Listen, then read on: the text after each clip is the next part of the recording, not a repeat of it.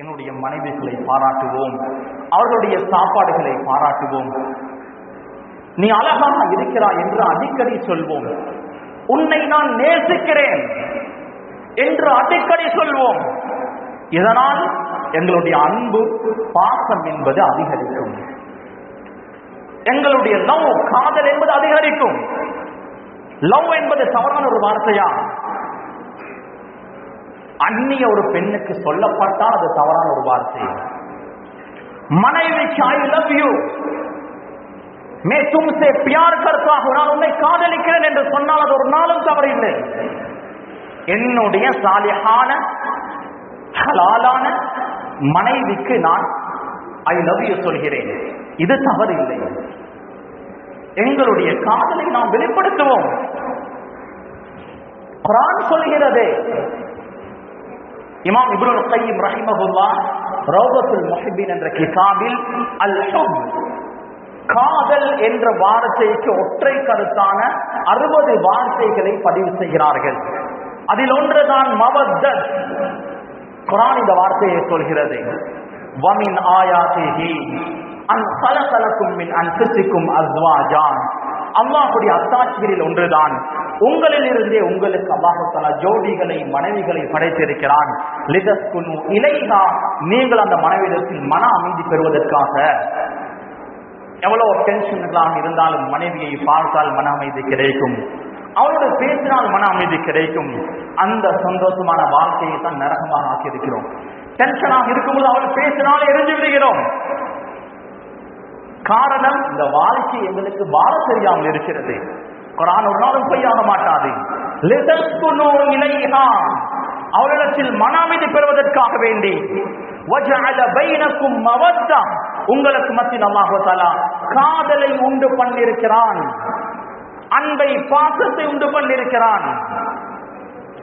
திருமணத்துக்கு முன்னால் காதலிப்பது ஹராம், அது பாவம். திருமணத்துக்கு பின்னால் காதலிப்பது நன்மை. எங்களுடைய மார்க்கம் மனைவிக்கு சாப்பாடை ஊட்டி இடுவது சதகா என்று சொல்லி தருகிறது. மனைவியோடு அன்பாக பேசினால், அவளை காதலித்தால் நன்மை கிடைக்காதா? நிச்சயமாக நன்மை கிடைக்கும். கண்ணியமான சகோதரர்களே, பெரியோர்களே, அன்பானவர்களே, மனைவியை நேசிப்பதாக இடத்தில் சொல்லுங்கள். 4 பேர் இருக்கும் பொழுது மனைவியுடைய நேசத்தை வெளிப்படுத்துங்கள், சந்தோஷப்படுவாள். ரசூல் ஸல்லல்லாஹு அலைஹி வஸல்லம் அவர்கள் தன்னுடைய மனைவி மீதுள்ள பாசத்தை, அன்பை வெளிப்படுத்தி சொல்வார்கள். அம்ருல் ஆஸ் ரலியல்லாஹு அன்ஹு வருகிறார்கள். யா ரசூலல்லாஹ் மன் அஹப்புன் நாஸி இலை, உங்களுக்கு மனிதர்களே யார் மிக விருப்பமானவர்? தனிமையில் கேட்கவில்லை, மஜ்மாவில் நபி அவர்கள் அமர்ந்திருக்கிறார்கள். அங்கிருந்து கேட்கிறார், தூரத்திலிருந்து கேட்கிறார். மன் அஹப்புன் நாஸி இலை, உங்களுக்கு யார் விருப்பமானவர்? சொன்னார்கள், ஆயிஷா, என்னுடைய மனைவி ஆயிஷா தான் எனக்கு விருப்பமானவர். தைரியமாக சொன்னார்கள், மனைவி எனக்கு மிக விருப்பமானவள், நான் அவளை நேசிக்கிறேன் என்பது தவறான ஒரு வார்த்தை இல்லை. இது மனைவியிடத்தில் அடிக்கடி பாவிப்போம். அன்பு பாசம் பெருகும். பெண்கள் இயற்கையாகவே குறைபாடுடையவர்கள். ரசூல் ஸல்லல்லாஹு அலைஹி வஸல்லம் அவர்கள் சொன்னார்கள், நாஸிசாத்து அக்லின் வதீன், புத்தியிலேயும் மார்க்கத்திலேயும் குறையுடையவர்கள். சாட்சியம் என்று வரும் பொழுது ஒரு ஆணுடைய அரைவாசி சாட்சியத்துக்கு தான் இவர்கள் சரிசமமானவர்கள். ஒரு ஆணுடைய சாட்சியம் 2 பெண்ணுடைய சாட்சிக்கு சரிசமம், அரைவாசி. மார்க்கத்திலேயும் சில கடமைகள் அரைவாசிதான், மாதவிடாயுடைய காலத்தில் சொல்ல வேண்டிய தேவையில்லை. இப்படி சில விஷயங்கள் இருக்கிறது. இதை வைத்து ரசூல் ஸல்லல்லாஹு அலைஹி வஸல்லம் அவர்கள் சொன்னார்கள், நாஸிசாத்து அக்லின் வதீன், புத்தியிலேயும் மார்க்கத்திலேயும் குறைபாடுடையவர்கள். இன்னல் மர்அத குலிகத் மின் திலஇன் அஅவஜ், பெண் என்பவள் வளைந்த விலா எலும்பிலிருந்து படைக்கப்பட்டிருக்கிறாள். அந்த வளைந்த எலும்பை அதை நேராக்க பார்த்தால் நீ உடைத்து விடுவாய். வளைந்த எலும்பை நேராக்க முயற்சி செய்தால் உடைந்து விடும். அந்த எலும்பை முறித்து விடுவது என்பது தலாக் என்று ஸல்லல்லாஹு அலைஹி வஸல்லம் சொன்னார்கள். பெண்கள் என்றால் அவர்களுக்கு அல்லாஹ் தஆலா சில குறைகளை வைத்துதான் படைத்திருக்கிறார். சில குறைகள் அல்லாஹ் தஆலா வைத்திருக்கிறான்.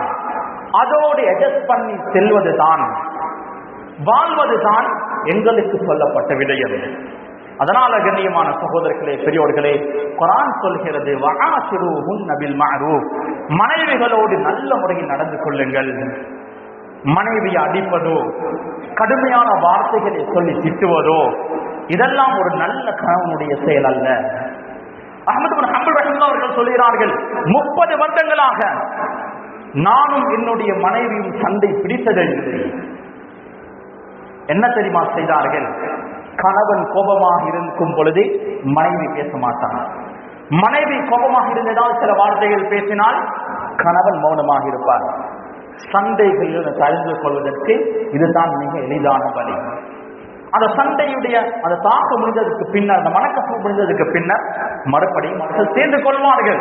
இதுதான் என்னுடைய குடும்ப வாழ்க்கையில் இருக்க வேண்டும். கனிமான சகோதரர்களே, நேரம் நெருங்கிவிட்டதே. இன்னும் பல விஷயங்களை பேச வேண்டும், ஆனால் 1 மணிக்கு முன்னால் முடிக்க வேண்டும். அதனால் கடைசியாக ஒரு விஷயத்தை ஞாபகப்படுத்தி என்னுடைய கொத்பாவை முடித்துக் கொள்கிறேன். சில இடங்களில் எத்தனையோ குடும்பங்கள் கஷ்டப்படுகிறார்கள். காரணம், கணவன் மனைவியை சரியாக பார்ப்பதில்லை, செலவினங்களை சரியாக கொடுப்பதில்லை. இதெல்லாம் எவ்வளவு பெரிய ஒரு பாவம் தெரியுமா? மனைவி பிள்ளைகளுடைய செலவீனம் கணவனுக்கு வாஜிப், கட்டாய கடமை. தொழவில்லை என்றால் எப்படி தண்டனை இருக்கிறதோ, ஃபரதான ஒரு கடமையை விட்டால் எப்படி தண்டனையோ, அதே போன்று மனைவிக்கு பிள்ளைகளுக்கு செலவீனம் கொடுக்கவில்லை என்றால் அது மிகப்பெரிய ஒரு தண்டனையாக மாறும்.